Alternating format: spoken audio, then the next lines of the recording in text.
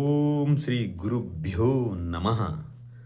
ನಮಸ್ಕಾರ ವೀಕ್ಷಕರೇ, ನಿಮ್ಮ ಅಂಗಾಳ ಪರಮೇಶ್ವರಿ ಚಾನಲ್ಗೆ ಸ್ವಾಗತ. ವೀಕ್ಷಕರೇ, ನಾಡಿದ್ದು ಅಂದರೆ ಬುಧವಾರದ ದಿನ ಅಮಾವಾಸ್ಯೆ ಇರೋದ್ರಿಂದ, ಅಂದರೆ ಭೀಮನ ಅಮಾವಾಸ್ಯೆ ಇರೋದ್ರಿಂದ ಈ ಒಂದು ಕ್ರಿಯೆ ಮಾಡಿದರೆ ವಶೀಕರಣ ಮಾಡ್ಬೋದು. ತುಂಬ ಶಕ್ತಿಶಾಲಿಯಾದಂಥ ವಶೀಕರಣ. ಯಾರು ನಿಮ್ಮನ್ನು ಬಿಟ್ಟು ಹೋಗಿರ್ತಾರೋ ಅವರನ್ನು ನಿಮ್ಮ ಹತ್ತಿರ ಸೆಳೆದುಕೊಳ್ಳೋದಿಕ್ಕೆ, ನೀವು ಇಷ್ಟಪಟ್ಟವರನ್ನು ನಿಮ್ಮ ಕಡೆ ಕರ್ಕೊಳ್ಳೋದಿಕ್ಕೆ, ಅಂದರೆ ಆಕರ್ಷಣೆ ಮಾಡ್ಕೊಳ್ಳೋದಿಕ್ಕೆ ಇದು ತುಂಬ ಒಳ್ಳೆಯ ದಿನ, ಸುವರ್ಣಾವಕಾಶ. ಏಕೆ ಅಂತ ಹೇಳಿದ್ರೆ ಭೀಮನ ಅಮಾವಾಸ್ಯೆ ಬಂದಿರೋದ್ರಿಂದ ಅಮಾವಾಸ್ಯೆಯ ದಿನ ನೀವು ಯಾವುದೇ ರೀತಿಯ ವಶೀಕರಣ ಕ್ರಿಯೆಯನ್ನು ಮಾಡಿದರೆ ಅದು ಬೇಗ ನಿಮಗೆ ಸಫಲತೆಯನ್ನು ಕೊಡ್ತೈತೆ, ಅಂದರೆ ರಿಸಲ್ಟ್ ಬೇಗ ಬರುತ್ತೆ. ಸೊ ಅದಕ್ಕೆ ಏನೆಲ್ಲ ಬೇಕು, ಯಾವ ರೀತಿ ಮಾಡಬೇಕು ನಾನು ತಿಳಿಸ್ಕೊಡ್ತೀನಿ. ಅದಕ್ಕೂ ಮುಂಚೆ ಅಂಗಾಳ ಪರಮೇಶ್ವರಿ ಚಾನಲ್ನ ಇಲ್ಲಿ ತನಕ ಸಬ್ಸ್ಕ್ರೈಬ್ ಮಾಡಿಕೊಂಡಿಲ್ಲ ಅಂದರೆ ಸಬ್ಸ್ಕ್ರೈಬ್ ಮಾಡಿ, ಲೈಕ್ ಮಾಡಿ, ಶೇರ್ ಮಾಡಿ. ಹಾಗೆ ನಿಮ್ಮ ಬಂಧು ಮಿತ್ರರು ಮತ್ತು ನಿಮ್ಮ ಸ್ನೇಹಿತರಿಗೂ ತಿಳಿಸ್ಕೊಡಿ. ಸೋಷಿಯಲ್ ಮೀಡಿಯಾದಲ್ಲಿ ಎಷ್ಟು ಸಾಧ್ಯವಾಗುತ್ತೋ ಅಷ್ಟು ಇದನ್ನು ಅಪ್ಲೋಡ್ ಮಾಡೋದಕ್ಕೆ ಹೇಳಿ, ಅಂದರೆ ಶೇರ್ ಮಾಡೋದಕ್ಕೆ ಹೇಳಿ.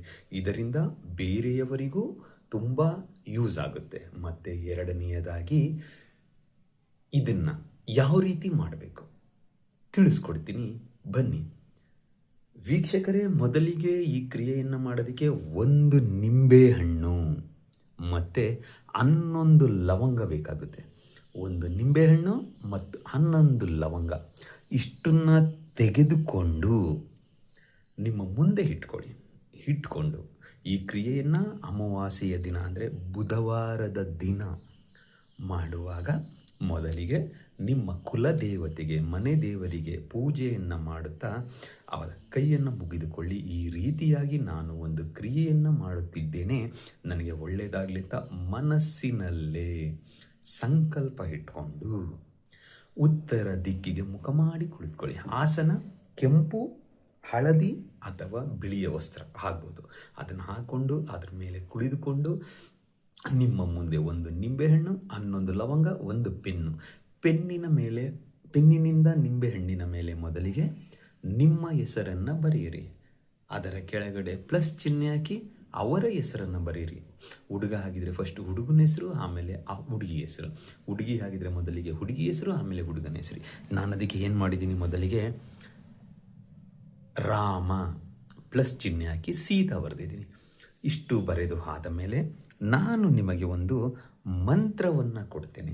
ಆ ಮಂತ್ರವನ್ನು ನೀವು 1008 ಸಾರಿ ಪಠನೆ ಮಾಡಬೇಕು.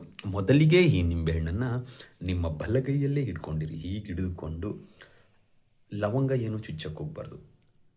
ಮೊದಲಿಗೆ ನಿಂಬೆಹಣ್ಣು, ಲವಂಗ ಎರಡನ್ನೂ ಈ ಕೈಯಲ್ಲಿ ಇಟ್ಕೊಂಡು, ಈಗ ನಾನು ಏನು ಮಂತ್ರ ಕೊಡ್ತೀನೋ ಆ ಮಂತ್ರವನ್ನು 1008 ಸಾರಿ ಪಠನೆ ಮಾಡಬೇಕು. ಪಠನೆ ಮಾಡಿ ಮುಗಿದ ಮೇಲೆ ಅದೇ ಮಂತ್ರವನ್ನು 11 ಸಾರಿ ಹೇಳಬೇಕು. 1 ಸಾರಿ ಮಂತ್ರ ಮುಗಿದ ಮೇಲೆ 1 ಲವಂಗವನ್ನು ಚುಚ್ಚಬೇಕು. ಈ ರೀತಿಯಾಗಿ 11 ಲವಂಗವನ್ನು ಚುಚ್ಚಬೇಕು.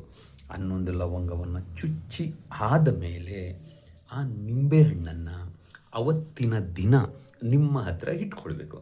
ನಿಮ್ಮ ಹತ್ರ ಇಟ್ಕೊಂಡು ಮರುದಿನ ಅದನ್ನು ತೆಗೆದುಕೊಂಡು ಹೋಗಿ ಯಾವುದಾದರೂ ಹರಿಯುವ ನೀರು ಅಥವಾ ಹರಳಿ ಮರ, ಇಲ್ಲವೇ ಬನ್ನಿ ಮರ, ಇಲ್ಲವೇ ಎಕ್ಕೆ ಗಿಡದಲ್ಲಿ ಅದರ ಮುಂದೆ ಅರ್ಧ ಅಡಿ ಗುಂಡಿಯನ್ನು ತೋಡಿ ಅದನ್ನು ಅದರ ಒಳಗಡೆ ಇಟ್ಟು ಬಿಟ್ಟರೆ, ನೀವು ಮಣ್ಣು ಮುಚ್ಚಿ ಹಿಂದೆ ತಿರುಗಿ ನೋಡಬಾರ್ದು, ಬಂದುಬಿಡಬೇಕು.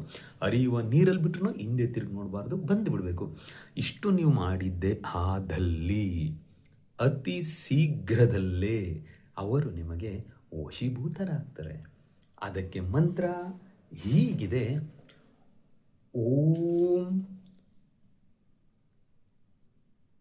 ರೀಂ ಕ್ಲೀಂ ಹಂ ಮುಖಿ ಮಂ ಶರೀರಂ ಆಗಮಂ ಫಟ್ ಸ್ವಾಹ.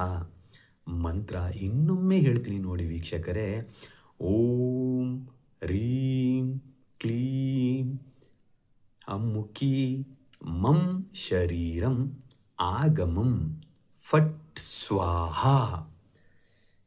ಏನು ಅಮ್ಮುಖಿ ಅಂತ ಇದೆಯೋ ಆ ಜಾಗದಲ್ಲಿ ನಿಮಗೆ ಬೇಕಾಗಿರುವವರ ಹೆಸರನ್ನು ಸೇರಿಸಿಕೊಳ್ತಾ ಈ ಕ್ರಿಯೆಯನ್ನು ಮಾಡಿದ್ದೇ ಆದಲ್ಲಿ ಅತಿ ಶೀಘ್ರದಲ್ಲಿ ನಿಮ್ಮ ವಶ ಆಗ್ತಾರೆ.